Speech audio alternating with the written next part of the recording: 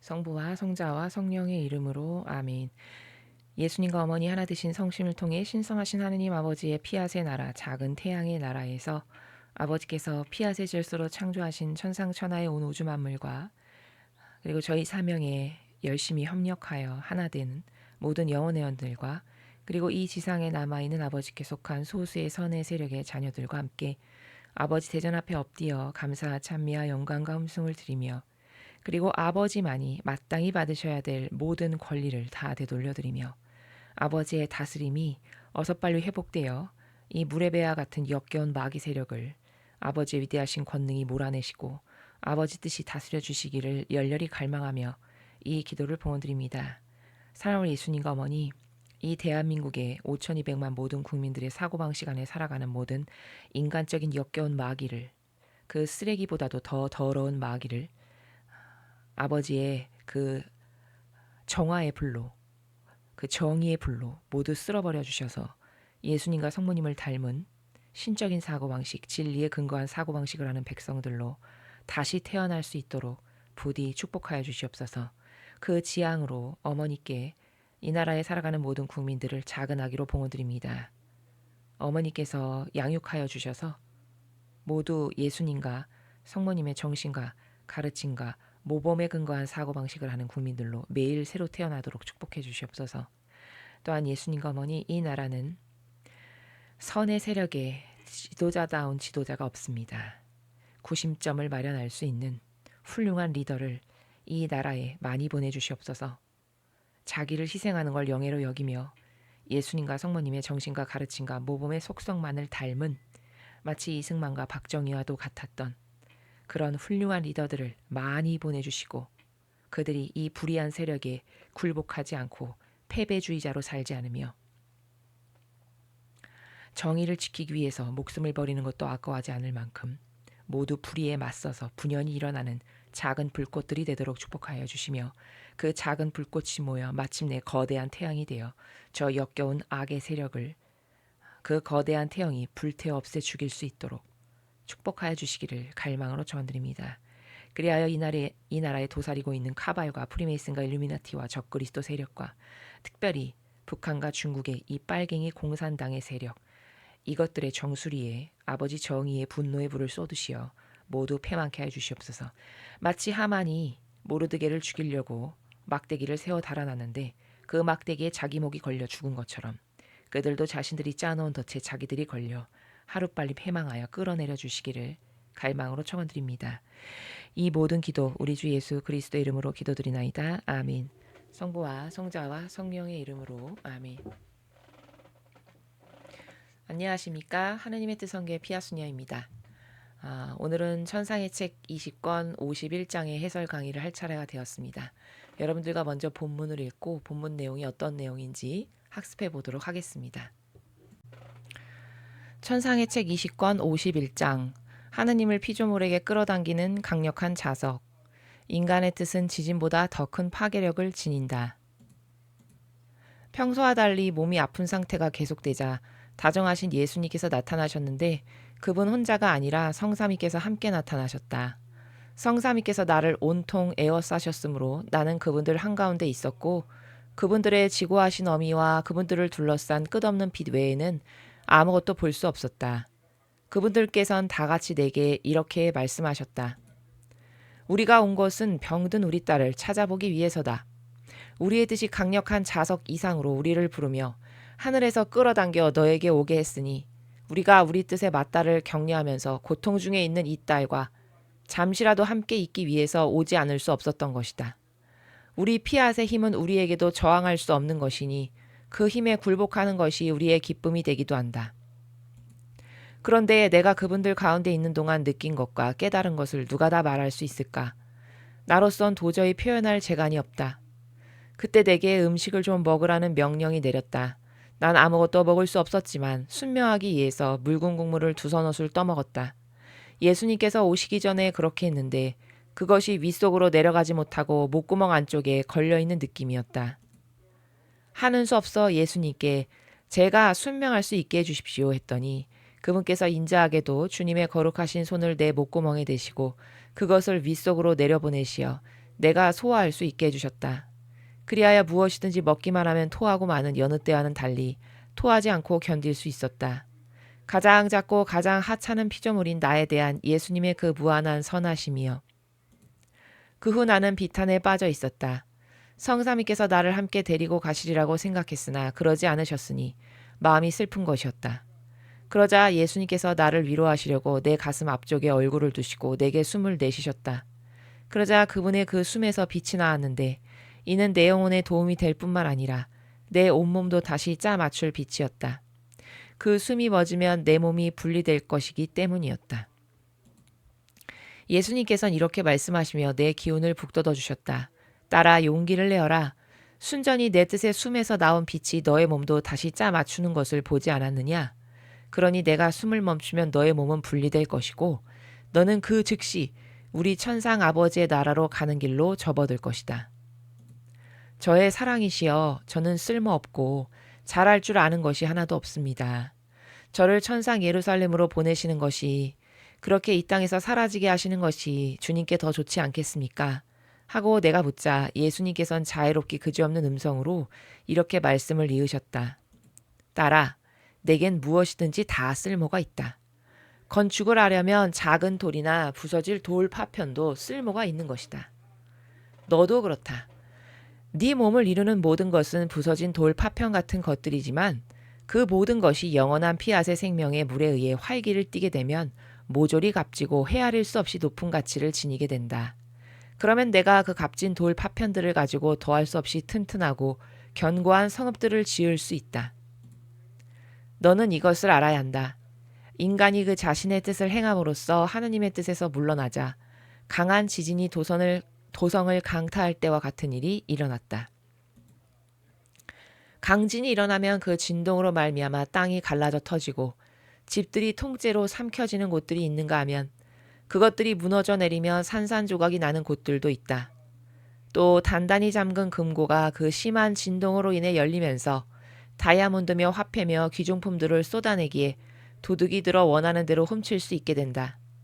이리하여 이 가련한 성읍은 돌과 붕괴된 건물의 잔해와 부서진 파편과 파괴된 것들의 비참한 잔해가 산더미처럼 쌓인 곳이 되고 만다.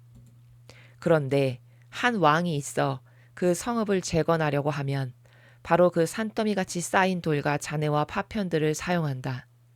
그는 그것을 완전히 새롭게 만든다.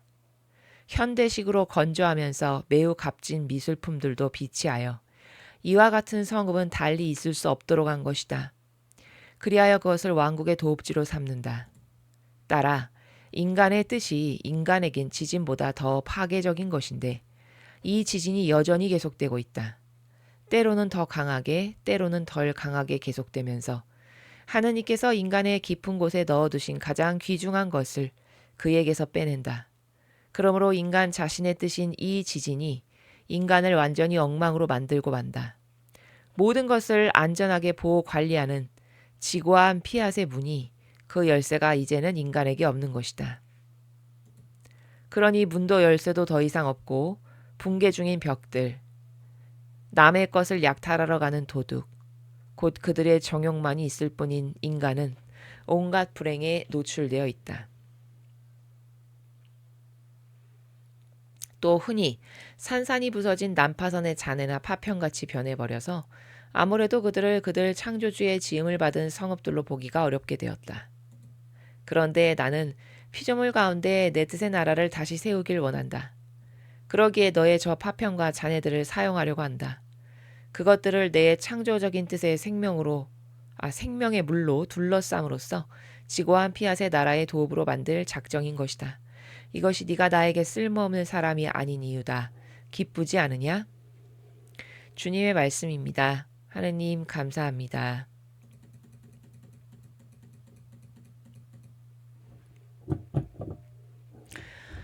오늘 51장은 이제 두 가지의 문장으로 전체 내용을 지금 관점화시켜서 예수님께서 말씀하시고 계신데요.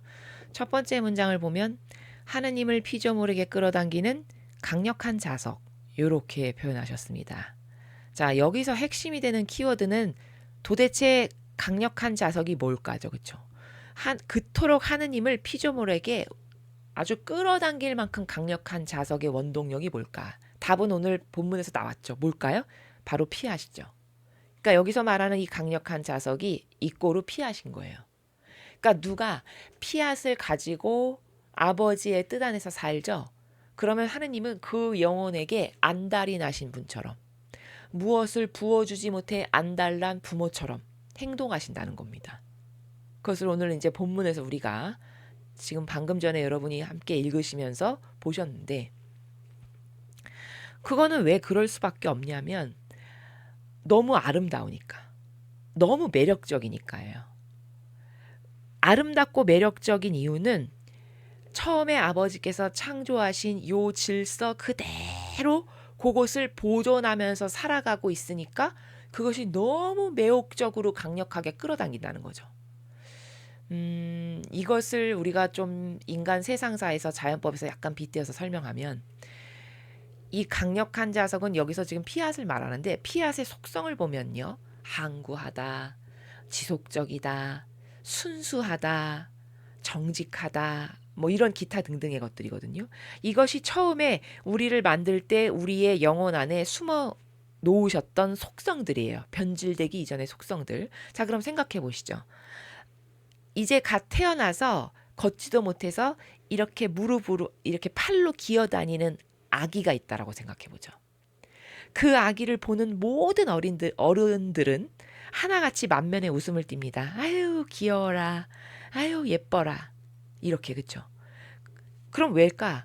그 막 태어나서 이물질이 묻지 않은, 때가 묻지 않은 그 순수함에, 그 속이는 것이 전혀 없는 그 순수한 아름다움에 모두 매혹되고 반했기 때문에 아우 귀여워라, 아유 어쩜 저렇게 예뻐, 귀여워, 이렇게 하는 거죠. 자, 그럼 저는 지금 피앗이라고 하는 그 바다와도 같은 나라에 단 한 가지 속성, 순수성 하나만을 가지고 여러분에게 설명한 겁니다. 그 순수성 하나만을 봐도 죄악으로 병든 인간인 우리도 그 순수성으로 점철된 아기를 보면 누구나 다 이쁘다고 하지, 그 아기를 보고 아우 쟤는 왜 저래, 저기 치워, 별로야, 이렇게 말하는 사람은 없잖아요. 그러면 여러분, 피앗이 가지고 있는 그 무수히 많은 속성 중에 단 하나인 순수성 하나만 봐도 이렇게 아름답다면, 거기 질서, 정직성, 순수성, 항구함, 지속적임, 이런 걸 다 갖추고 있는 어떤 한 영혼이 있다라고 해보십시오. 얼마나 아름다울까? 눈길을 뗄 수가 없겠죠. 바로 그 결정체가 성모님이셨어요. 그래서 하느님 아버지는 천상의 책에 보면 성모님이 막 이렇게 아장아장 걸어 다니시는데 그 걸음을 걸을 때마다 그 발걸음 하나도 놓칠 수 없어서 눈길을 떼지 못했다라고 하는 것이 나와요. 걸어가시는 그 모습을 다 이렇게 응시하시면서 눈길을 그 영혼에게서 떼어내지 못했다라고 하는, 그게 이제 여러분 왜 그런가 추상이 되시나요? 조금 추상이 되시죠. 퍼펙트하게는 안 되더라도. 그쵸? 예를 들어서 또 이렇게도 생각해 볼 수 있죠. 피앗이 가지고 있는 무수히 많은 속성 중에 항구하고 지속적이라는 게 있는데, 여러분 어떤 사람이 굉장히 성실하다, 자기 맡은 바 소임이 굉장히 작고 별것 아닌데도 항상 그걸 전부로 여기며 그 지속적인 속성으로 결근 한번 하지 않고 계속 자기 맡은 바를 충실하고 성실하게 행한다. 그럼 그런 사람 보면 굉장히 미소 지어지지 않나요? 그렇죠. 우리가 왜 어떤 조직 생활을 하거나 회사에서 생활을 하거나 아니면 어떤 여러분이 사장님이 되셔서 종업원을 쓸 때도 많은 종업원이 있지만 굉장히 단순하고 정직하고 성실해서 자기 맡은 바 일을 열심히, 그것도 변덕스럽지 않게 늘 지속적으로 하는 종업원이 있다. 그럼 그 종업원이 너무 마음에 들지 않으세요? 그렇죠. 그러면 이거는 피앗이 가지고 있는 그 많은 속성 중에 저는 지금 지속적이라는 거 하나를 가지고 말했는데도 마음이 흐뭇하잖아요. 그런 걸 떠올리기만 해도 뿌듯하고 흐뭇하고 어떤 기특한 이런 마음이 들죠. 그러면 이 모든 아름다운 속성을 점철시켜서 그걸 다 가지고 있는 어떤 한 영혼이 있다. 추상해 보십시오. 그게 성모님이라고 제가 말씀을 드린 거예요. 얼마나 아름다울지를. 그러니까 끌어당기는 강력한 자석일 수밖에 없다는 거죠. 저는 지금 이 첫 번째 문장을 여러분들에게 입증시키기 위해서 객관화를 한 겁니다. 이해가 되시죠? 그러니까 사람은 솔직히 말하면은 어떤 게 아름다운지도 잘 모르고요. 어떤 게 멋있는 건지, 어떤 게 매력적인 건지, 어떤 게 아름다움인 건지 사실 잘 몰라요.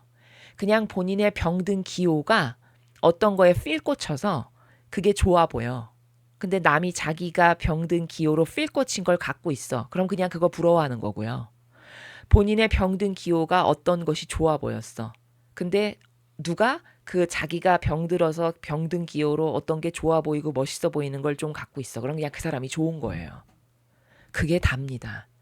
인간이 추구하는 사랑이라는 거 그렇게 그냥 병든 기호로 순간 정신이 미쳐버려서 어떤 것에 필 꽂혀서 잠깐 좋았다가 또 항구하거나 지속적이지도 않잖아요. 인간은 기호정석 경향이라는 게. 그러니까 또 한 3개월 지나면 식상해져. 시들해지고. 그게 또 이제 흥미를 잃어버려서 또 새로운 걸 찾아야 돼. 이런 개나 돼지와 같은 수준인 거죠. 맞습니까? 인정할 수밖에 없겠죠. 그렇죠? 그러니까 인간적이라는 건 다 이런 범주예요. 이러니까 이런 것에 넌덜머리를 내야 되는 거거든요. 근데 본인이 그런 인간적인 걸 갖고 있어도 하나도 아무렇지 않은 건 그게 얼마나 저급하고 저열하고 저질스러운 건지를 아직도 깨닫지 못해서다라는 거죠. 그런 영혼들로 가득하니까 매력이 없는 거죠. 그렇죠? 어느 것 하나도 매력이 없는 건데 오로지 그 피앗이라고 하는 아름다운 속성으로 가득한 유일한 한 분 성모님을 아버지가 딱 보니까 와, 저렇게 아름다운 영혼이 있어? 세상에 내가 만든 아이들은 하나같이 다 병들어서 시들시들 이상한 마귀 기호 정서에나 필 꽂혀서 처박혀서 일평생 거기에 애착이나 집착이나 하다가 죽는데 세상에 저렇게 아름다운 영혼이 있단 말이야? 너무 아름답구나 해서 눈길을 떼지 못하는. 이제 이것이 조금 객관화가 되고 추상이 되시나요? 이런 거라는 겁니다. 그래서 우리가 피앗으로 돌아가야만 아름다워질 수도 있고 매력적일 수도 있고 하느님 아버지께서 사랑을 무한히 퍼부어 주실 수도 있는 것이지 그 피앗에서 벗어났다? 그럼 인간에겐 희망도 없고요. 비전도 없고요. 죽고 나서 갈 나라도 뻔하고요. 이해가 되시나요? 그냥 아무 효용과 가치도 없이 쓸데리 없는 것에 열심히 애쓰고 굳이 그것에 의미를 부여하면서 애착과 집착하다가 죽는 이런 비참하고 가련한 인생이 진리를 모르고 자기 기호정석 경향이라고 하는 자아를 왕처럼 떠받들면서 살다 죽는 영혼의 한평생의 결과물이다 라는 겁니다. 오늘 그걸 이제 예수님이 본문에서 다 이야기를 하시는데요. 그것을 집약해서 하나의 관점화시킨 문장이 하느님을 피조물에게 끌어당기는 강력한 자석, 즉 강력한 자석은 피앗의 속성이다 라는 겁니다. 두 번째는 인간의 뜻은 지진보다 더 큰 파괴력을 지닌다. 여러분 우리 대한민국이라는 나라는 너무나도 축복받고 은총받은 나라라 지진의 피해를 그렇게 크게 많이 받아본 나라가 아니죠. 그렇죠? 근데 일본만 가도 지진하면 학을 띱니다. 그렇지 않나요? 쓰나미 지진 피해를 굉장히 많이 받다 보니까 물론 대피하는 요령도 발달이 돼 있지만 지진하면 굉장히 무서워한단 말이죠. 그 피해를 받아봤기 때문인 거죠. 그렇죠? 자, 그 정도로 이게 강력한 자연재해인데 그 강력한 자연재해보다 인간의 뜻이 더 무참히 파괴시켜버리는 파괴력을 가지고 있다라는 거죠. 근데 잘 와닿지 않으실 거예요. 그렇죠? 그 인간의 뜻으로 내가 아주 된통 당해보지 않으면 아무리 이런 관점화시킨 문장을 들이대도 뭐 그렇다고는 하는데 그렇게 인간의 뜻이 큰 나쁜 거는 나는 그렇게까지는 잘 모르겠는데 아마 대다수의 사람은 이제 이렇게 생각을 할 건데 이게 얼마나 지독한 건가인가라는 제가 이제 객관화를 여러분에게 해드리면 여러분 아담과 하와가 대단한 죄를 저지른 건가요? 인간적으로 봤을 땐 그렇게 대단한 죄가 아니에요. 그냥 먹음직스럽고 탐스럽게 보이고 먹으면 똑똑해진다라고 해서 하나 따먹은 게 답니다. 그쵸? 근데 그 하나 따먹은 그 자기의 인간의 뜻이라고 하는 자기가 좋아지기를 바래서 그 자아라는 것이 발동해서 자기가 좋아지기를 바래서 하나 따먹은 그 별것 아니라고 생각하는 보잘것없는 행위 한 번 했는데 그 한 번의 행위로 우리는 지금 이렇게 처절한 비참의 상태에서 살아가고 있죠. 그러면 이 인간의 뜻이라는 게 얼마나 악독한 거예요. 그 단 한 번의 행위로 지금 이렇게 나락으로 떨어졌으니 더 큰 파괴력이 맞죠. 게다가 이 인간의 뜻을 피앗으로 다시 회복해서 되돌리기까지 무려 지금 7,000년기가 되어가고 있어요. 아담과 하와 때부터 노아의 방주까지가 대략 2,000년입니다. 노아의 방주 때부터 예수님 오셨을 때까지가 또 대략 2,000년이에요. 예수님이 다녀가신 지가 또 2,000년이 또 지났죠. 지금 우리가 2025년에 사니까. 그럼 지금 무려 6,000년이 지났습니다. 천상의 책을 통해서 보면 우리가 발견할 수 있는 게 뭐냐. 아버지의 뜻은 이렇게 7,000년을 두고서야 완성하신다라는 걸 우리가 알 수 있어요. 그러면 얼마나 이 인간의 뜻이 고약하고 지독하냐. 무려 7,000년기가 되어야만 이 인간의 뜻을 패배시켜서 다시 피앗으로 돌릴 수 있을 만큼 지독한 겁니다. 납득이 좀 되시나요? 그럼 지진보다 얼마나 더 파괴력이 큰 건가요? 객관화가 좀 되시죠? 이 정도로 인간의 뜻은 지독한 거예요. 그 지독한 거를 마치 보약이라도 되는 양 끌어안고 살아가는 겁니다. 모든 인류가. 버릴수록 본인에게 이득인데. 맞죠? 그러니까 이 인간의 뜻이 얼마나 자신의 영혼을 패망으로 이끌고 마귀만 좋아지게 하고 하느님께 실망만 드리고 한평생에 내가 여기 왔다 가는 보람도 없는 모두가 다 손해인 그저 마귀만 좋아라 하는 것이 역겨운 데의 인간의 뜻이라는 걸 우리는 처절하리만큼 깨달을 필요가 있어요. 왜냐하면 처절해야 버리거든요. 이제 오늘 그러한 내용들에 대해서 본문을 통해서 좀 더 상세히 살펴보겠습니다. 평소와 달리 몸이 아픈 상태가 계속되자 다정하신 예수님께서 나타나셨는데 그분 혼자가 아니라 성삼위께서 함께 나타나셨다. 성삼위께서 나를 온통 에워싸셨으므로 나는 그분들 한가운데 있었고 그분들의 지고하신 어미와 그분들을 둘러싼 끝없는 빛 외에는 아무것도 볼 수 없었다. 그분들께서는 다 같이 내게 이렇게 말씀하셨다. 자, 1절에서는 우리가 볼 수 있는 게 원리가 이거죠. 삼위일체이신 하느님, 그분 한 분이라고 우리가 보통 이야기하시는 하느님이 세 개의 위격으로 되어 있다. 성부, 성자, 성령. 그런데 한 뜻이다. 자, 이것 자체도 피앗이에요. 이 질서 자체가. 왜? 어떤 면에서? 하나 되었다는 측면에서. 아버지의 뜻을 중심으로 아버지와 아들이신 예수님과 성령 하느님께서 완전히 하나 되셨다. 아버지 자체가 이렇게 피앗의 질서 가운데 딱 계시다는 겁니다. 중심을 잡고. 그쵸? 그러니 내가 그 아버지를 닮으려면 아버지 자체가 이렇게 질서이시니 나도 그 질서인 피앗으로 돌아가지 않으면 나에겐 비전과 희망이 없다. 요 정도를 1절에서 알 수 있죠. 우리가 온 것은 병든 우리 딸을 찾아보기 위해서다. 우리의 뜻이 강력한 자석 이상으로 우리를 부르며 하늘에서 끌어당겨 너에게 오게 했으니 우리가 우리 뜻에 맞다를 격려하면서 고통 중에 있는 이 딸과 잠시라도 함께 있기 위해서 오지 않을 수 없었던 것이다.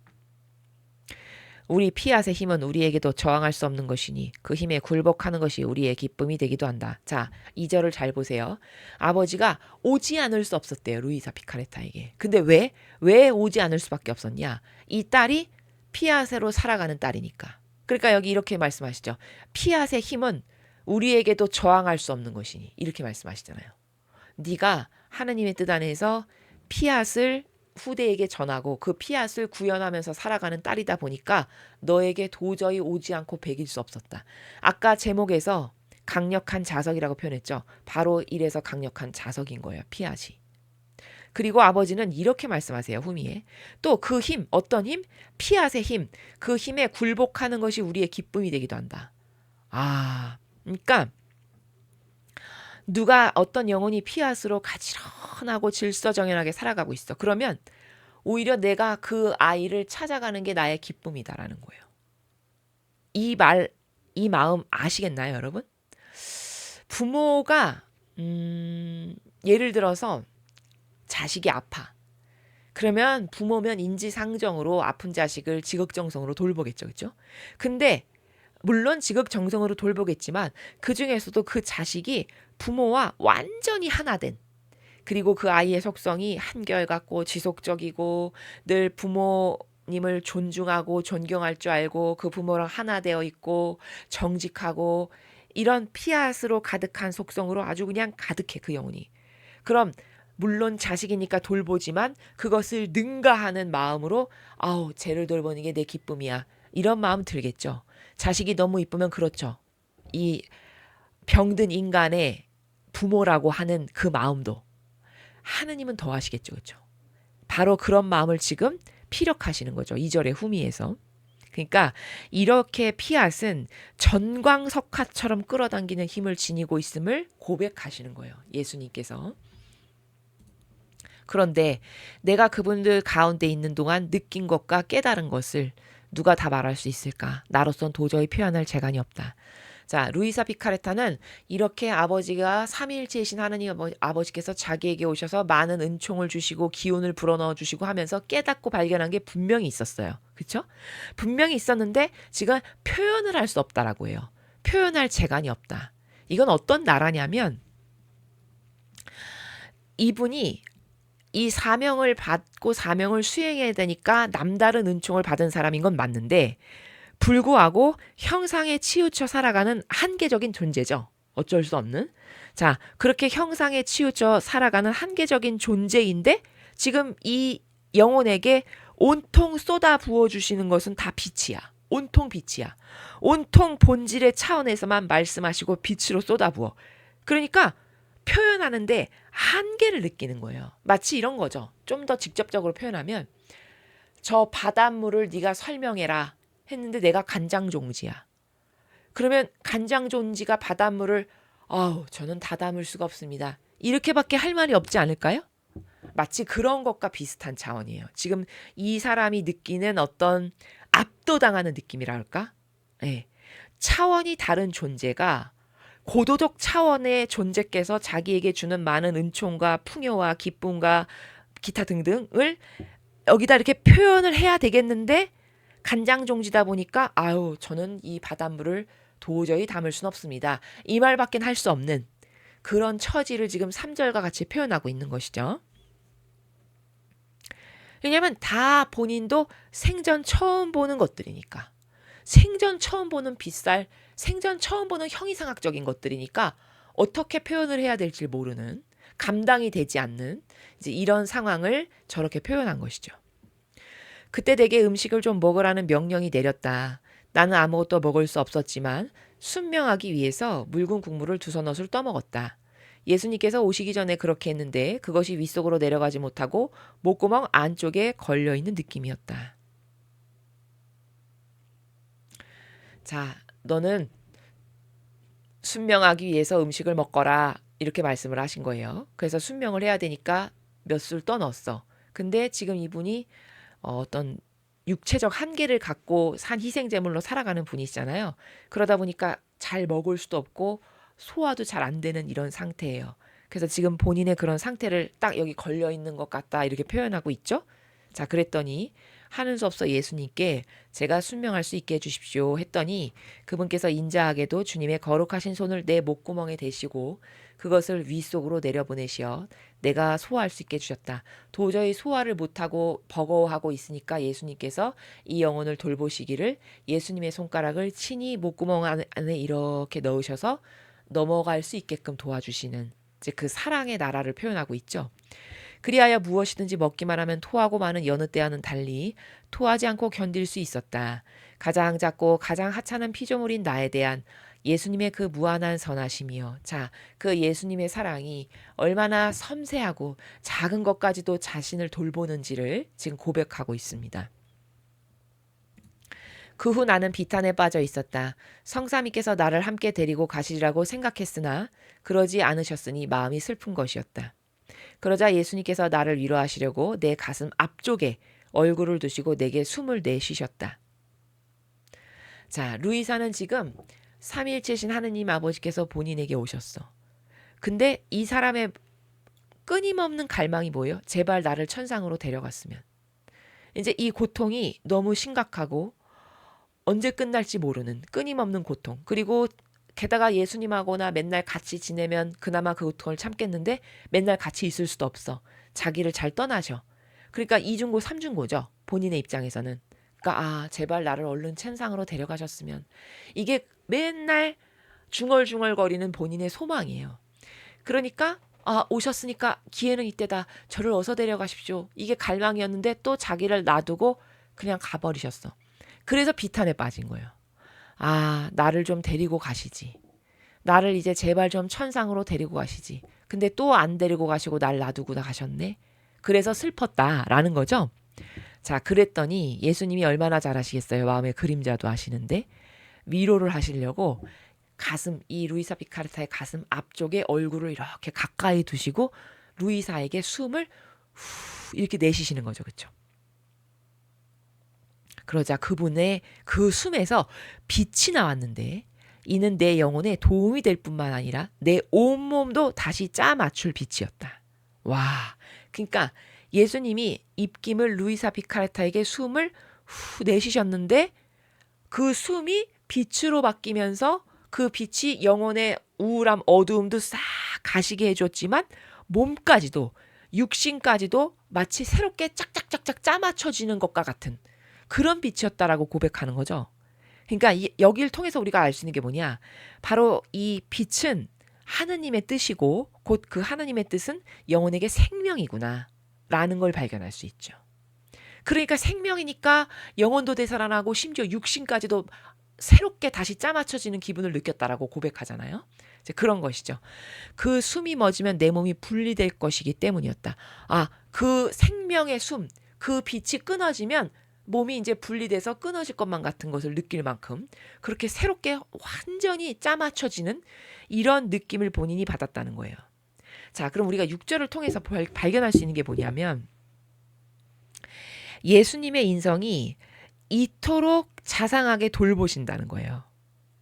그러면 이토록 루이사 피카레타를 예수님이 자상하게 왜 돌보실까? 특별히 희생하는 자니까. 아버지 뜻 안에서 예수님과 함께 희생하는 사람이니까 이토록 더 잘 돌보시는 거죠. 왜? 아버지 뜻을 행하는 자요. 예수님하고 하나 됐으니까 무관하지 않잖아요. 루이사를 돌보는 게 곧 나를 돌보는 거라고 생각하실 거예요. 예수님은 하나 된 사람을 그렇게 생각하십니다. 그래서 이 메커니즘이 어디도 나오냐?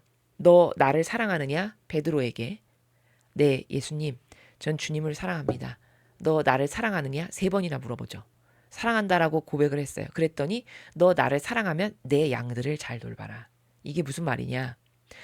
네가 내 양들을 잘 돌보는 게 곧 나를 사랑하는 거야.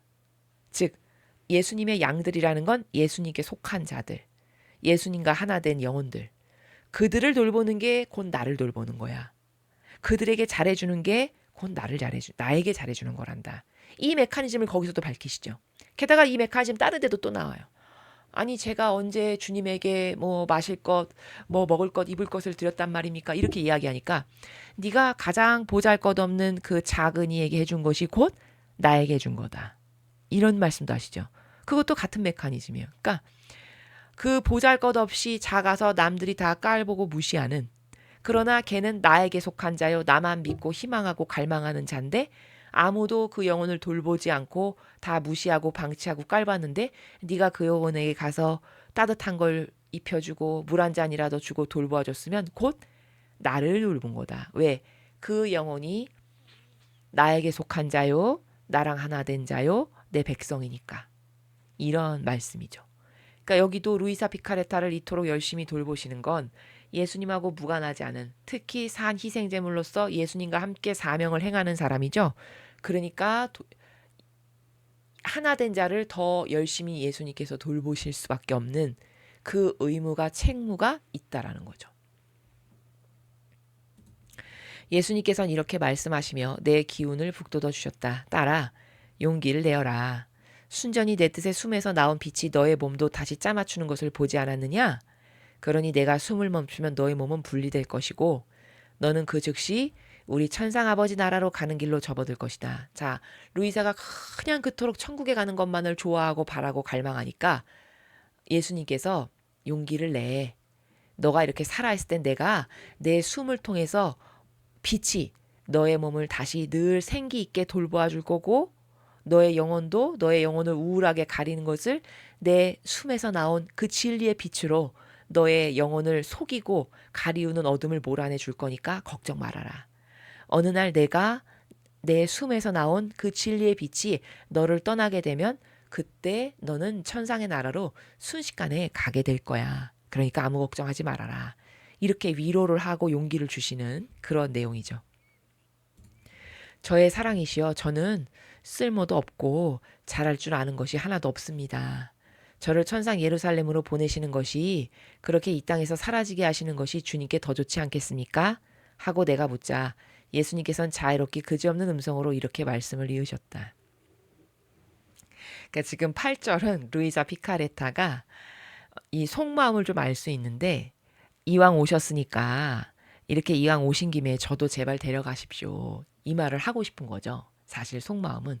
근데 그 말을 하기를 자기는 이렇게 쓸모없고 비루한 존재니까 제가 뭐 그렇게 큰 도움이 되겠어요. 저 같은 게, 저까지 게 뭐 그렇게 큰 도움이 되겠습니까? 그냥 그러지 말고 저도 좀 데려가세요. 이 말이죠. 근데 이제 여기서 루이사 피카레타가 이게 가증스럽게 가식으로 하는 말이 아니라 진짜 본인이 쓸모없고 잘할 줄 아는 게 없다라고 진실로 생각하는 사람이에요. 왜냐하면 지금 이 사람은 맨날 하는 게 침상에 몸이 빳빳하게 굳어서 누워있어서 아까 국물도 겨우 두세 모금 겨우 넘겼다고 했죠. 가족들이 주는 것도 소화 하나도 똑바로 못 시켜서 겨우겨우 소화시키거나 다 토하기만 하는, 진짜 자기가 자기를 바라봤을 때는 몸을 하나 움직일 수가 있나, 뭐 공부를 많이 해서 학식이 대단히 많기라나 아무짝에도 쓸모없는 비루한 인간인 걸로 진짜 보이는 거죠. 그쵸? 그래서 이게 진솔한 고백인 거거든요, 사실은. 근데 우리가 지금 8절 같은 걸 통해서 하나 발견해야 될 게 뭐냐면, 이 사람이라는 존재가요, 이 인간이요, 그 아담과 하와가 원죄를 저지른 그 순간부터 자아라는 마귀랑 간음을 해가지고 그때 온갖 마귀가 다 들어온 거거든요. 자아라는 마귀가 발동을 하면서. 그래서 교만, 자만, 자애심, 이기심, 뭐 기타 등등이 지금 막 꿈틀거리는 건데, 인간이 이 교만을 잠재우려면요, 어떨 때만 인간은 그나마 조금 정직해질 수 있냐면 치명적 약점이 있을 때만 조금 정직할 수 있어요. 그럼 제가 지금 말하는 치명적 약점이라는 건 뭐냐면, 예를 들어서 세상적으로 표현을 하면 내가 초등학교밖에 못 나왔어. 그러면 치명적 약점이죠, 요즘 세상에서. 막 요즘 막 대학 나온 건 기본이고 막 대학원 박사 막 다 이러니까. 근데 나는 초등학교 나왔어. 그러면 누가 아무 말도 하지 않았는데 혼자 괜히 주눅 들어서 어깨가 이렇게 처지죠, 쭉. 이런 게 치명적 약점이에요. 그러면 본인도 자기가 다른 사람에 비해서 학교 공부도 못하고 이랬다라는 걸 스스로 알기 때문에 그 치명적 약점 때문에 그나마 정직해져요. 맞나요? 바로 그런 거예요. 지금 루이사도 치명적 약점이 뭐냐? 풀구자 같은 본인의 신세예요. 몸을 맘대로 쓸 수 있기라나, 에? 맘대로 뭐 자기 뜻대로 뭐 하나 움직여서 뭘 할 수 있게, 다 남의 도움만 받아야 하고, 아주 치명적 약점이죠. 그러니까 그런 치명적 약점이 있다 보니까 누구보다도 더 많이 솔직하고 정직할 수 있죠. 그렇죠? 이게 영적으로는요, 굉장한 축복이에요. 왜? 그 치명적 약점 때문에 남하고는 다르게 교만이란 마귀를 엄청 많이 상쇄시킬 수 있고 죽일 수 있으니까. 스스로가 낮은 자리로 가니까 나는 이것밖에 안 되는 사람이야 라고 본인이 자기에 대한 인식을 그렇게 할 수밖에 없죠. 초등학교밖에 안 나왔어. 그럼 난 초등학교밖에 안 나왔으니까 라고 자기를 스스로 낮추는 나라에 가서 살잖아요. 이렇게 사람이 생각했을 때는 그게 되게 부끄럽고 창피하고 변변하거나 떳떳이 내세울 게 없어서 주눅 드는 어떤 이런 약점이라고 생각하겠지만, 이게 영적으로는 엄청 좋은 장점이에요. 그런 치명적 약점이 있을 때라야 인간은 비로소 정직해질 수 있어요. 그것 때문에. 맞죠? 예. 그러면 이런 사람은 독성이 덜해요. 교만이나 자만이나 뭐 자애심, 이기심 이런 게 훨씬 덜하다고요. 그런가요? 그렇죠. 그래서 왜 여러분 주변에 보면은 아유 저는 못 배워가지고 무식해요. 이렇게 말하는 그 시골의 할머님, 할아버님들 가끔 이렇게 보시나요? 네. 그렇게 순수할 수가 없어요. 그분들의 영혼을 보면. 그쵸? 여러분 추상이 되시죠? 영적으로는 그게 훨씬 하느님께 환영받는 영혼이에요. 이해되시나요? 왜냐? 자기를 안 내세우거든. 자기 스스로가 그 약점과 단점 때문에 스스로를 낮은 자리에 가져다 놓거든요.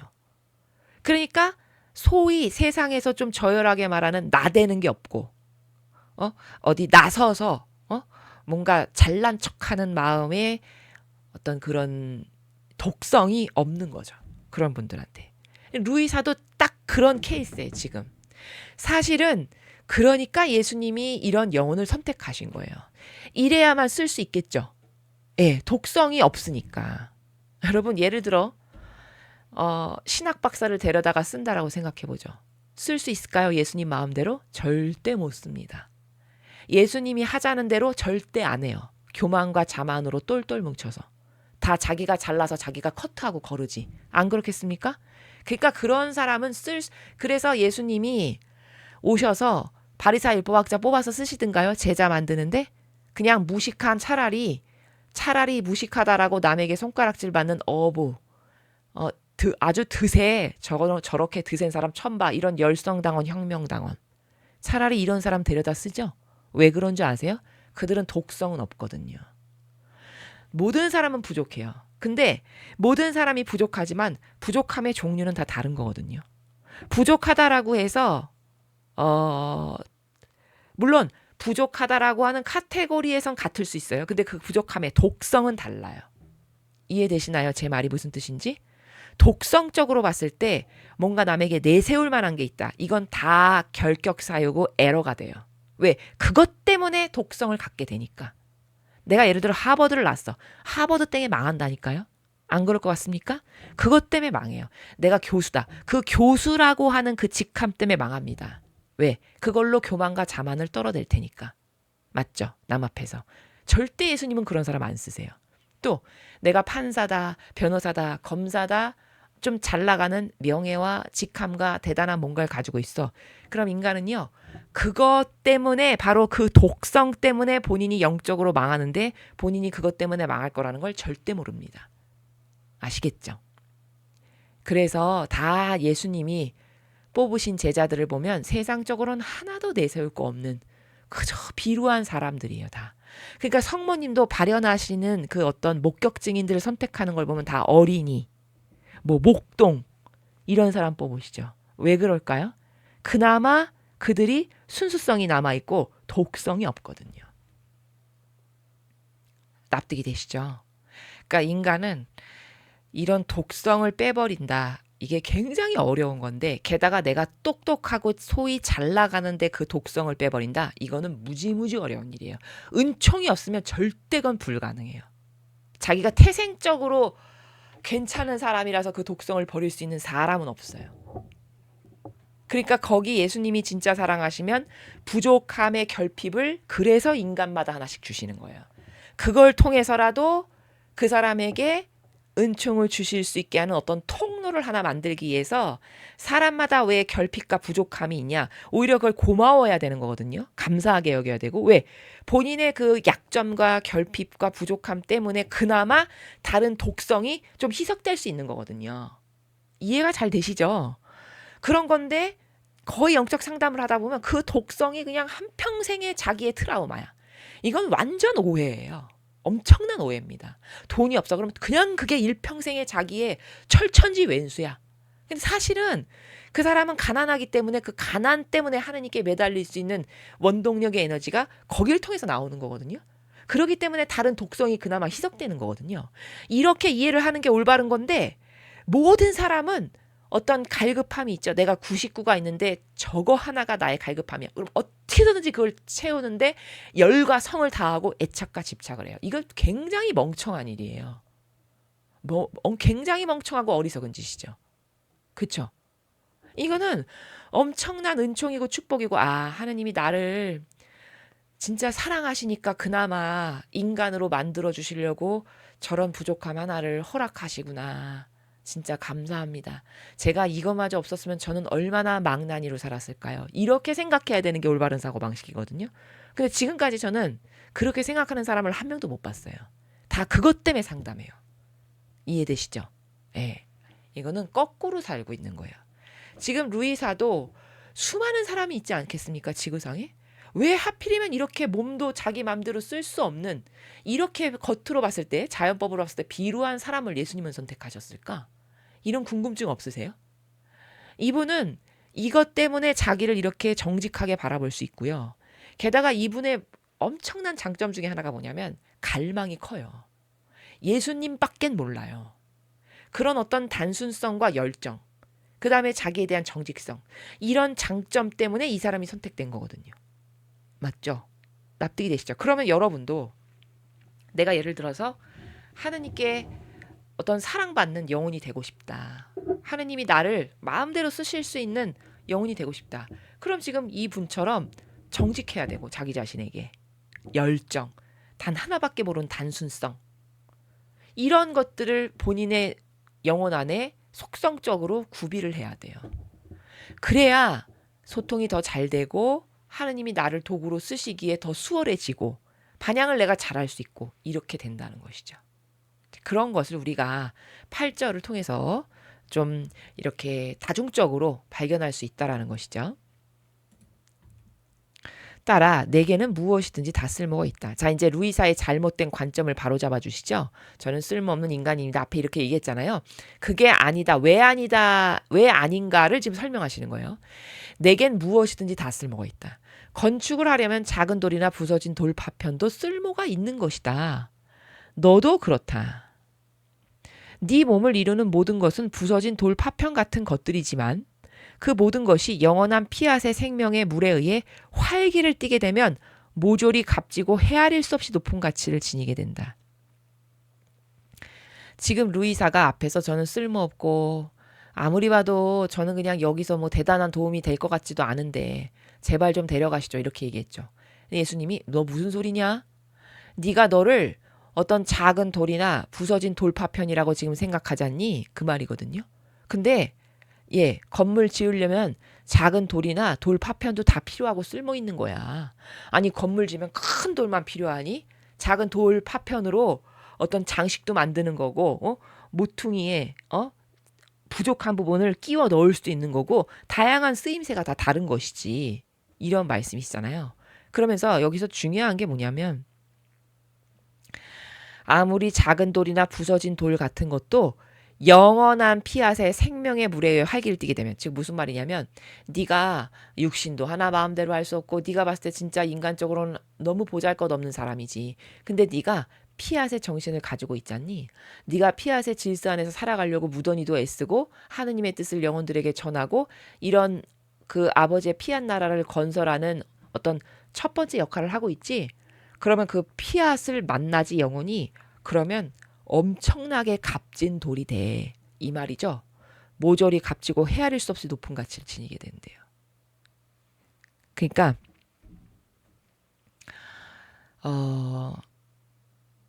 우리가 하나님이 만드신 것 중에 열등한 게 있냐?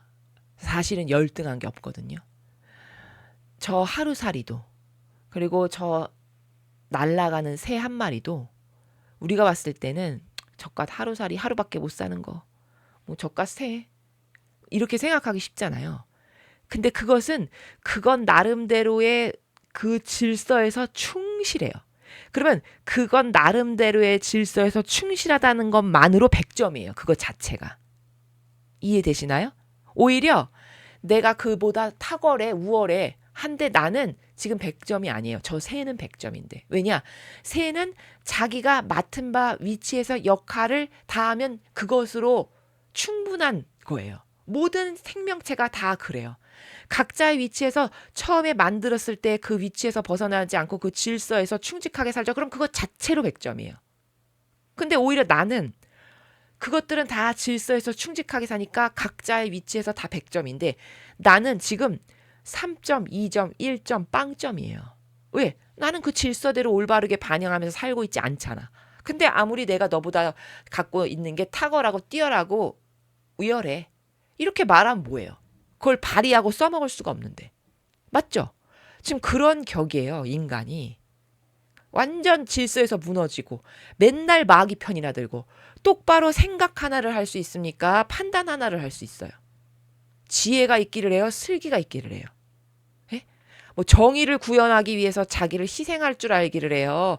가치 있는 것을 위해서 목숨을 던질 줄 알아요? 그런 사람이 요즘 없잖아요. 그렇죠? 그럼 이건 그냥 저 질서에서 올바르게 하루 살다가는 하루살이만도 못한 거예요. 아시겠습니까? 이런 것을 객관화를 할 수 있어야 돼요. 지금 예수님이 자, 돌파편, 작은 돌, 너는 이거 인간적인 관점으로 보니까 쓸모없다고 하지. 근데 얘네들이 피앗을 만나잖니? 피앗의 정신 안에 살지? 그럼 엄청나게 헤아릴 수 없는 가치를 지니는 거야. 이 말을 하시죠? 그럼 내가 그 값진 돌 파편들을 가지고 더할 수 없이 튼튼하고 견고한 성읍을 지을 수 있어. 그러니까 이렇게 설명하면 여러분이 더 이해가 잘 되실 것 같은데 이 가짜는 인간적이라는 게 얼마나 참 쓸모없는 거냐면 집을 짓는데 큰 어떤 넙대대한 큰 돌이 있어요. 밑바닥을 하거나 어떤 기둥을 세울 크고 단단한 돌이 있다고 해보죠. 자, 그 돌이 자아가 시퍼렇게 살아서 그 한 번 그 밑바닥에 집의 밑바닥을 까는 돌로 딱 선정이 됐으면 거기서 1000년이고 10,000년이고 가만히 있어야 되는 거거든요. 이게 피앗이에요. 근데 이 넙대대한 돌이 난 이렇게 대리석인데 말이야. 나 이렇게 쓸모가 많구나. 이거 얼마나 값진 건데. 내가 이렇게 이런 밑바닥에서 밑바닥에 판때기나 하고 있는다는 게 말이 돼? 이러면서 거기서 막 움직여. 그럼 집이 와르르 무너지죠. 인간이 이런 꼴이에요. 그러면 이게 아무리 대단히 비싼 뭐 이탈리아에서 온 대리석이란들 어디다 써먹습니까 이걸? 예? 집 짓는 사람이 그거 갖다 써먹을 수 있습니까? 못 써먹죠. 인간이 이런 꼴이라고요. 피앗에서 벗어난 인간이 이런 거예요. 근데 차라리 이 돌 파편이나 작은 돌은 이게 만약에 피앗 안에서 산다. 그러면 어떤 모퉁이에 이렇게 삼각형으로 쪼개진 돌이 거기에 딱 맞아. 그래서 아버지가 너는 여기에 아주 안성맞춤 제격이구나 해서 그 삼각형의 파편적 돌을 거기다가 딱 끼워 넣었어. 근데 얘가 피앗 질서로 완전히 무장돼 있어서 한번 끼워 놓으니까 1000년 만년이고 그 자리에서 자기 역할로 충실하게 가만히 있어. 그럼 얘는 100점이에요. 맞죠? 그러면 그 대리석과 이 삼각형으로 쪼개진 돌 중에 세상 사람은 누가 더 대단하다고 할까요? 대리석이 대단하다고 하겠지. 있어 보여. 엄청 값비싸고 대단하대. 훌륭하다. 모든 사람이 다 인정해. 근데 이 쪼개진 삼각형 돌을 사람들은 다 버려. 야, 저거 어디다 쓰니? 다 쪼개지고 갈라진 거 쓸 데도 없네. 이렇게 생각하겠죠. 그렇죠? 그래서 얘를 하찮게 여기고 깔보고 무시해. 근데 하느님의 나라에서는 아버지 관점과 입장에선 이 삼각형 돌이 훨씬 더 탁월하고 위대해요. 그러니까 여기 그 피앗 정신으로 무장된 돌은 헤아릴 수 없이 높은 가치를 지니게 된다라고 말씀하시죠. 이런 거예요. 이해가 잘 되시죠? 그래서 그런 파편을 가지고 더할 수 없이 튼튼하고 견고한 성읍을 얼마든지 짓는다는 거예요. 왜? 한번 지면 그 자리에 가만히 있을 테니까. 그 피앗의 정신으로. 근데 이 대리석은 거들먹거려. 내가 이런 데 있을 존재가 아니야. 내가 왜 여기서 이렇게 있어야 되니? 막 이러면서. 이거 아무리 뭐 수백만 원, 수천만 원이라고 하는데 그거 누가 씁니까? 그거를. 그쵸? 인간이 딱 이런 꼴이라는 겁니다. 그래서 파편은 저 작은 돌과 파편으로 왜 여기서 묘사를 하셨냐? 왜 비유를 하셨냐? 보잘것없음을 나타내기 위해서예요. 그 보잘것없는 파편과 부서진 돌은 자기를 내세우지 않으니까 오히려 쓰시기가 좋은 거예요. 그게 루이사 피카레타예요. 이해되시죠?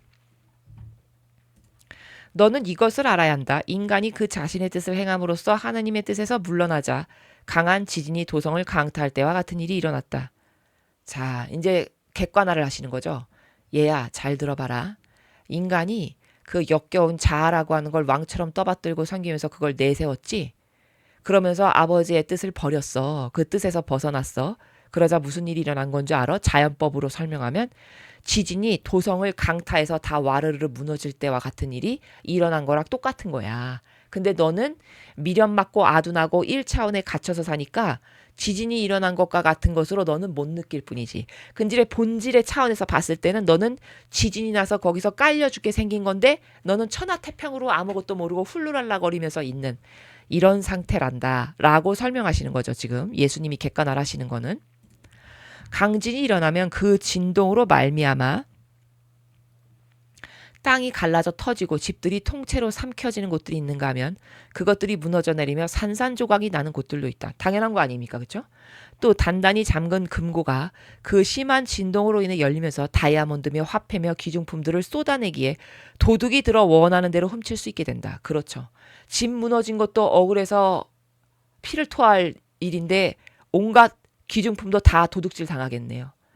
이리하여 이 가련한 성읍은 돌과 붕괴된 건물의 잔해와 부서진 파편과 파괴된 것들의 비참한 잔해가 산더미처럼 쌓인 곳이 되고 만다. 완전 폐허가 되는 거죠. 그러니까 지금 11절은 뭘 설명하시는 거냐면 예수님이 인간의 뜻의 실체를 좀 쳐다봐라 네가. 이게 실체다. 너 인간의 뜻이라는 게 얼마나 처참하고 비참한 건지. 그 본질을 좀 봐라. 처참 자체다. 이런 거죠. 그런데 한 왕이 있어서 그 성읍을 재건하려고 하면 이 왕이 누구예요? 이게 예수님이세요. 자, 근데 왕이 왔어. 다 무너져서 그냥 돌만 산더미처럼 쌓였어. 아, 이걸 내가 재건해야지. 해서 다가왔어, 왕이. 바로 그 산더미같이 쌓인 돌과 잔해와 파편들을 사용한다. 그럴 수밖에 없잖아요. 거기 쌓여있는 그 잔해들을 가지고 다시 재건할 수밖에 없잖아요. 그렇죠? 그는 그것을 완전히 새롭게 만든다. 현대식으로 건조하면서 매우 값진 미술품들도 비치하여 이와 같은 성읍은 달리 있을 수 없도록 한 것이다. 그리하여 그것을 왕국의 도읍지로 삼는다. 자, 왕이 왔어. 완전히 인간의 뜻으로 다 허물어졌어.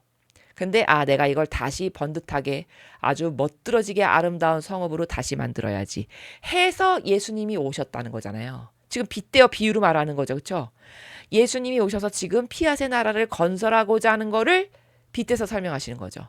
무너진 성읍에 빗대서. 지금 그걸 하러 오셨다는 거예요. 예수님이. 그래서 거기서 쓸만한 돌을 고르시는 거지. 지금 고르시는 거예요. 지금 이 시대가, 이 마지막 시대가. 자, 피앗으로 무장된 애가 누가 있나. 쓸만한 돌이 누가 있나. 이렇게 보시는 거죠. 그래서 그 골라낸 돌을 가지고 다시 멋들어진 세상의 값진 미술품까지도 비치하는 멋들어진 성읍을 다시 만들 거라는 거잖아요.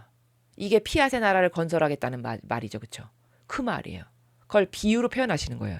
그러니까 여기 이렇게 산더미같이 쌓인 돌 중에서 지금 쓸만한 걸 고르시는 시대고 피앗의 자녀, 태양의 자녀는 바로 이런 사람들이에요. 그렇게 해서 선택을 받게 될 영혼들이 이 시대에 나오게 될 거예요. 아시겠죠? 따라 인간의 뜻이 인간에게는 지진보다 더 파괴적인 것인데 이 지진이 여전히 계속되고 있다. 지금도 인간의 뜻으로 안 사는 사람 있습니까? 여러분 성당 다니면 인간의 뜻으로 안 삽니까? 제가 보니까 성당 다니면서 인간의 뜻으로 사는 사람이 더 많던데요. 그렇지 않나요? 거기서 인간의 뜻이 난립하고 난무하고 서로 시기하고 질투하고 뭐 세상 사람보다 더 역겨운 짓이 많이 일어나더라고요. 보니까. 저한테 그런 것들을 많이 말씀해 주시거든요. 성당에 다니시는 분들이.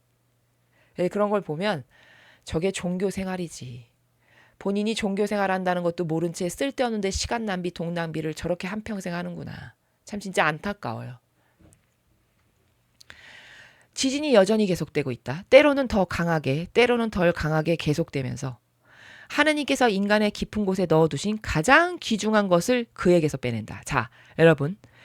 인간의 뜻이 지진보다 더 센 건데 더 파괴력이 큰 건데 여전히 계속되고 있대요. 지금 시대 사람들 다 그렇게 인간의 뜻으로 살죠.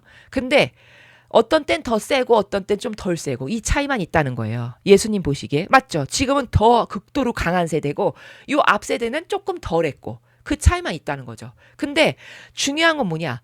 하느님께서 인간의 깊은 곳에 넣어두신 가장 귀중한 것을 자기가 빼낸대요. 그게 핵심인데. 자기 영혼에게서. 이게 뭘까요? 바로 피앗의 질서예요. 그 귀중한 것을 그에게서 빼낸다. 그러므로 인간 자신의 뜻인 이 지진이 인간을 완전히 엉망으로 만들고 만다. 여러분 피폐하게 살죠, 현대인이. 왜 그런 줄 아세요? 피앗의 질서를 안 살아서 그런 거예요. 늘 인간의 뜻으로 사니까 항상 갈급해. 왜? 인간의 뜻으로 사는 사람은 욕정이 지배적이거든요. 욕정이 무슨 뜻이냐? 원하는 게 끊임없이 있어. 끊임없이 갈급해. 요거를 만족했잖아요. 그럼 이제 그만해도 되잖아요. 또 다른 게 또 갖고 싶어. 그거를 어떻게 해서 또 채웠어. 그럼 이제 좀 그만해도 되잖아. 아니야. 이제 다음에 또 저게 탐나. 이러면서 자기가 자기를 들들 볶아. 맞죠? 현대는 이렇게 살거든요. 신앙이냐고 다르냐? 별반 다르지 않아요. 그냥 그게 어떤 사람은 돈인 거고, 어떤 사람은 그게 명예고, 어떤 사람은 그게 자기 정서고, 어떤 사람은 그게 기호고, 경향이고, 뭐 기타 등등 다를 뿐이에요, 종류가. 맞죠? 그러니까 그렇게 끊임없이 욕정으로 원하는 게 끊임없이 있어. 그리고 안 채워지니까 욕구 불만이 항상 쌓여. 맞습니까? 이 욕구 불만이 쌓였다가 조금 생겼어. 그럼 다시 가라앉았다가 다음엔 또 뭘 원하니까 욕구 불만이 또 생기는. 그냥 한평생 이것의 반복입니다. 그렇죠? 늘 마음의 평화와 안정감이 있냐? 그런 건 없어. 왜 그럴까요? 늘 인간의 뜻 안에서 사니까. 자기가 자기를 그 쓰나미로 밀어 넣는 거예요. 남이 밀어 넣는 게 아니고. 그래서 여기 말씀하시죠. 인간 자신의 뜻인 이 지진이 인간을 완전히 엉망으로 만든다. 제가 지금 그 엉망으로 만드는 걸 설명한 거죠. 모든 것을 안전하게 보호 관리하는 지고한, 이거 피앗인데 오타가 났네요. 지고한 피앗의 문이, 그 열쇠가 이제는 인간에게 없는 거다. 왜 피앗의 문과 열쇠가 없을까요? 자기가 빼냈으니까. 여기 아까 귀중한 거를 스스로 빼낸다고 했죠. 자기가 피앗을 집어 던졌어. 이 질서, 이게 답답해. 뭐 한결같고 지속적인 거. 그렇게 해서 어떻게 살아 사람이. 이렇게 하고 본인의 본성 안에 하느님께서 그걸 심어 놓으셨는데 그건 답답해. 틀리 딱딱이나 하는 거야. 고리타분해. 뭐 그런 거 별로 관심 없어. 이렇게 해서 다 빼낸 거예요. 그리고서는 그 가장 중심의 핵심부 안에 자리해야 되는 그 피앗의 속성을 빼내고 거기에다가 뭘 채워넣냐? 자아의 욕심, 욕구, 욕정을 계속 불어넣는 거지. 그쵸? 이러니까 한평생 편안할 날이 없어. 그쵸? 늘 시달리고 늘 갈급하고 늘 애가 끓어. 뭐를 가져야 되고 뭐가 안 채워졌고 남과 비교하니까 이게 속상하고 뭐 또 이걸 했는데 이것마저도 또 채워야 되겠고. 그렇지 않습니까? 예. 그래서 이제 더 이상 그러한 인간에게는 피앗이라고 하는 문, 열쇠가 이제 아예 없다는 거예요. 누가 질서를 얘기하면 거북스럽기만 해. 답답해. 그렇게 해서 어떻게 살아? 자유를 줬는데 인간에게. 이런 식이에요. 그러니까 그 자유가 얼마나 저열하냐면 인간이 진리를 모르면 몸뚱아리가 하고 싶은 대로 막 하는 걸 자유로 여겨요. 맞죠? 네.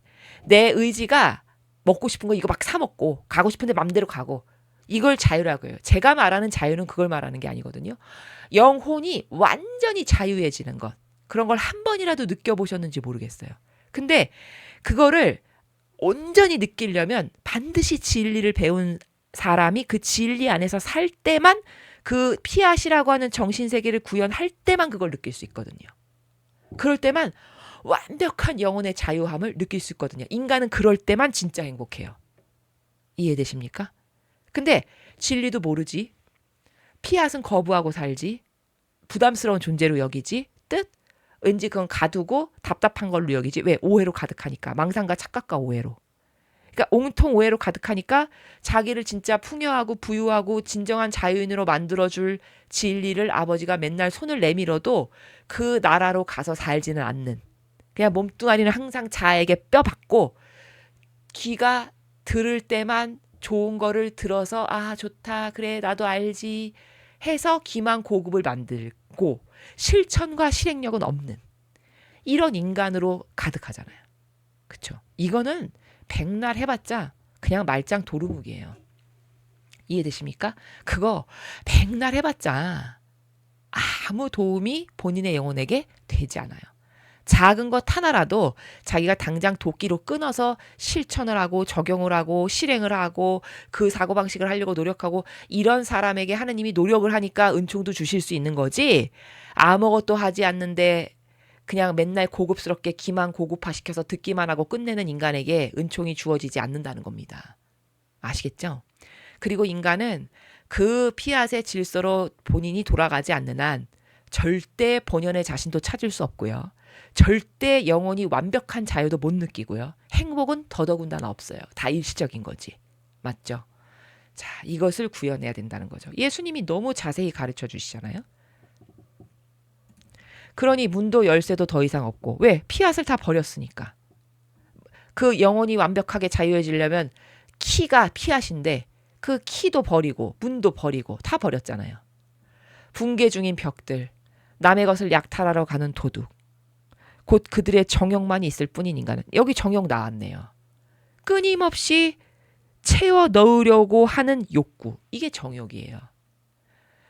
보통 세상 사람이 정욕이라면 정욕을 이상하게 해석해서 육적인 어떤 아주 그 적나라하게 좀 표현하면은 육적인 욕구 있죠? 성욕 같은 그런 것만을 정욕이라고 이해하기 쉬운데 그게 아닙니다. 제가 여기서 말하는 정욕은 그렇게 쓰이는 게 아니에요. 저 정욕은 단순히 그런 어떤 육적인 것에 머무는 게 아니라 인간적으로 자기가 원하는 게 있어서 끊임없이 채워 넣으려고 하는 욕구를 통틀어서 다 정욕이라고 하는 거예요. 아시겠죠? 곧 그들의 정욕만이 있을 뿐인 인간은 이렇게 말씀하시잖아요. 온갖 불행에 노출돼 있다. 그렇죠. 어떤 불행인지 제가 지금 객관화를 앞에부터 계속 하고 있습니다.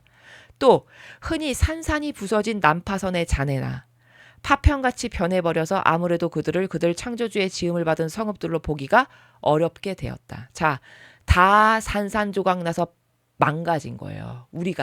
우리의 영혼 상태가. 그걸 지금 묘사하시길 난파선의 잔해 파편같이 다 산산조각 나고 부서져가지고 제가 누구야? 제가 하느님을 닮은 제가 내 자식인 게 맞아? 이렇게 해야 될 만큼이 된 거라는 거잖아요. 그렇죠? 여기 난파선이라고 표현하셨죠, 여러분. 이 난파선이 뜻하는 게 뭐냐면 죽음의 바다에 수장되어 죽어가는 인간을 두고 하는 말이에요. 얼마나 무서운 건지 아시겠습니까? 죽음의 바다. 그 죽음의 바다라는 건 영혼의 죽음을 말하는 겁니다. 육적인 거 말고. 영혼이 지금 죽어가고 있지만 본인은 못 느끼잖아요. 왜? 안 보이는 차원이니까. 그냥 육이 이렇게 튼튼해서 건강하고 내 발로 걸어다니고 내 발로 먹고 싶은 거 먹고 여행도 다니고 내 욕구 채우고 살만 하면 괜찮다 이렇게 생각하잖아요. 근데 자기의 영혼이 어떤 상태인지는 볼 수가 없잖아요. 근데 지금 예수님은 이건 본질의 차원에서 말하는 거기 때문에 여기 난파선의 자네다라고 할 때 난파선은 죽음의 바다에 영혼이 수장되어서 죽어가고 있는 상태를 난파선이라고 표현한 거라는 거예요. 이게 얼마나 무서운 건지를 잘 이해를 해야 된다라는 거죠. 그래서 창조주를 닮았다라는 걸 도저히 확인할 수가 없게 된 거죠. 그 천상의 책에 다른 데 보면 이런 게 나와요. 지금 우리가 어떤 상태냐면요. 우리 영혼이. 여러분 그 군대 갔다 오신 남자분들은 잘 아실 텐데 그 유격훈련인가? 왜 하다 보면 이렇게 배와 팔로 이렇게 기어서만 가는 훈련이 있다라고 제가 들은 것 같거든요. 그 저희 아버지도 예전에 그런 말씀하신 것 같은데 그러면 그 진흙이 다 묻어가지고 이제 눈, 코, 입도 못 알아보게 된다라고 말씀을 하셨어요. 그런 훈련이 있죠, 그렇죠? 예. 마치 지금 우리 영혼이 그렇게 유격훈련에서 머리부터 끝까지 진흙을 다 발라놔서 누가 누군지 구별할 수 없을 만큼 망가진 상태예요. 그래서 하느님이 우리를 보셨을 때 이렇게 보고 제가 내 자식이 맞아? 눈을 꿈뻑꿈뻑하고 계속 바라봐서 나랑 닮은 데가 어디 있어? 아무리 봐도 나랑 닮은 데가 없네? 이렇게 하는 처지라는 거예요. 지금 우리가. 맞지 않습니까? 이런 것을 지금 예수님은 14절과 같은 표현으로 묘사하시는 거죠. 그런데 나는 피조물 가운데 내 뜻의 나라를 다시 세우길 원한다. 그래서 오신 거잖아요. 지금 이제 피앗의 나라를 세우길 원하신다는 거죠. 예, 회복을 반드시 하실 거라는 거예요. 그러기에 너의 저 파편과 잔해들을 사용하려고 한다. 그것들을 내 창조적인 뜻의 생명의 물로 둘러쌈으로써 지구한 피앗의 나라의 도읍으로 만들 작정인 것이다. 자, 루이사 피카르타는 자기가 쓸모없는 사람이다. 그건 인간적인 관점에서 봐서 그런 거예요. 정직하니까 본인에 대해서 본인이 대단하다라고 남이 세상적으로 봤을 때 여길 만한 게 단 하나도 없으니까 아니 저처럼 쓸모없고 남이 봐도 무슨 저런 사람이 하느님의 뜻을 전해 이렇게 생각할 만큼이잖아요. 그런 저를 뭘 쓸 데가 있으시겠어요. 그냥 데려가세요. 이 말이죠. 너가 그렇게 정직하니까 정직한 너에게 진실을 말해줄게 하면서 쭉 설명하시는 거거든요. 사실 너는 파편이고 돌조각에 불과하지만 너는 지금 피앗의 나라를 건설하는 첫 번째 영혼이고 그 피앗의 정신으로 살아가고 있으니까 결코 아무것도 아닌 게 아니라 대단하고 위대한 것이 될 거다. 내 손을 거치면. 이 말이죠. 그래서 너 같은 돌을 가지고 내가 지고한 피앗의 나라의 도읍으로 다시 이 피앗의 나라를 건설할 거야. 엄청나게 쓰임을 받는 거죠. 지금 그렇죠. 인간으로 태어나서 저런 피앗의 정신세계를 내가 구현해서 그것으로 쓰임받아서 거기 어떤 모퉁이가 하나 된다. 아, 이건 대단한 거죠. 그렇게 하고 죽는다. 왔다 간 보람이 진짜 있는 거죠. 그렇죠? 이것이 네가 나에게 쓸모없는 사람이 아닌 이유다. 기쁘지 않으냐? 확고부동하게 끝마점을 딱 해주시죠. 자, 봐. 너는 절대 쓸모없는 것도 아니고 아무것도 아닌 것도 아니고 너가 나에게 피앗의 훌륭한 돌이야. 그 돌은 내가 지금은 이렇게 다 망가져가지고 성읍이 그냥 잔해들로 가득하잖아. 파편과 조각들로. 근데 그 파편과 조각 중에 내 피앗의 자녀를 내가 지금 선별해가지고 있지. 내가 걔네들을 가지고 위대하고 아름다운 피앗의 도성을 지금 완성할 거야. 지금 그 과정 중에 마지막 시대에 지금 있는 거죠. 그거를 선별하려고 예수님은 그리고 아버지는 그리고 어머니는 오늘도 눈에 불을 켜시고 어디 나 닮은 영혼 없나. 어디 피앗과 하나님의 뜻 안에서 살아가는 속성으로 무장된 영혼 없나. 이걸 찾고 다니신다고요. 그리고 그걸 발견했으면 그 영혼들을 데려다가 그것들을 그 돌들을 가지고 피앗의 나라를 건설하실 거라는 거예요. 그러면 여러분 여기서 컨닝 딱 하실 수 있죠. 아, 나도 저런 돌로 좀 써여봐야 되겠다. 그런 마음이 드시죠? 그런 돌로 쓰이려면 여러분의 사고방식 안에 뭐가 달라져야 되는지도 눈치채셨죠? 예. 이렇게 지금이 얼마나 중차대한 시대고 예수님이 무슨 과업을 하러 오셨는지를 우리는 매일 배우고 있어요. 이런 엄청난 은총으로. 이렇게 초대됐는데 이 초대된 은총에 내가 올바르게 반영을 하는 게 얼마나 중요한 걸까요? 그렇죠? 그리고 만약에 여러분이 이렇게까지 매일 배우는데 이 기회를 놓친다. 너무 아까운 거 아닙니까? 그렇죠? 그래서 피앗의 질서로 돌아가야 된다. 지속적이고 항구하고 정직하고 순수하고 단순하고 그리고 하느님과 소통되는 변질되지 않은 오감을 지니고 뭐 기타 등등 너무너무 많지만 제가 지금 생각나는 것만 말하면 이런 속성이 나에게 없다. 그걸 다시 회복해야 돼요. 그리고 저는 이런 피앗으로 돌아가길 원하니 저에게 그런 속성으로 아버지 다시 태어나게 해주십시오. 그런 속성을 다시 심어주십시오.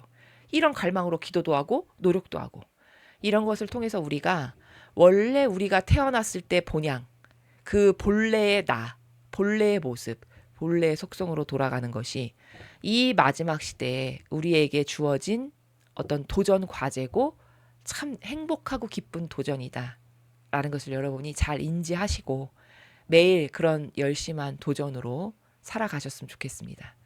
이상으로 천상의 책 20권 51장 해설 강의를 마치겠습니다. 감사합니다.